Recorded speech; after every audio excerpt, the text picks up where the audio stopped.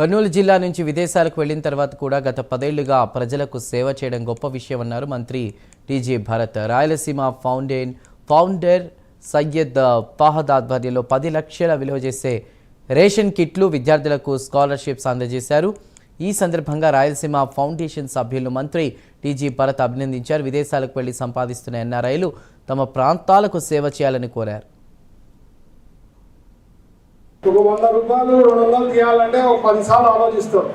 యాక్చువల్గా ఆయన చేసే పని ఏం లేదు, ఆయనేమి ఇక్కడ సెటిల్ పెద్ద రాజకీయ నాయకులు ఏదో కావాలంటే, బట్ సర్వీస్ చేయాలా, మన ఊరు ఇక్కడ పుట్టి పెరిగినాము చేయాలన్న తపనతో రావడము, ఎవ్రీ ఇయర్ ఏదో ఒకటి చేయాలా మా ప్రజలకి అని చెప్పి, మా వాళ్ళకి, మా ఊరు వాళ్ళకి అని చెప్పి చేయడము. I think hats off to Fahad and వాళ్ళ ఫాదర్ కూడా ప్రత్యేకించి ధన్యవాదాలు చెప్తున్నా. Great job and I hope ఇంకా ఫ్యూచర్ లో మంచి ఇట్లా కార్యక్రమాలు చేయాలా. ఫహద్ లాంటి వాళ్ళని, ఎన్ఆర్ఐస్, ఫారెన్ లో ఉండే వాళ్ళందరూ కూడా నేను రిక్వెస్ట్ చేసేదాన్ని, మీ ప్రాంతాల్లో ఏదో ఒక సంవత్సరంలో మీరు సంపాదించే దాంట్లో కొంత పర్సెంటేజ్, కొంత భాగం ఏదో ఒకటి మీరు సేవ చేయాలి. ఎందుకంటే మీరు పుట్టిన ఊరు, మీరు చదువుకొని ఉంటారు ఇక్కడే.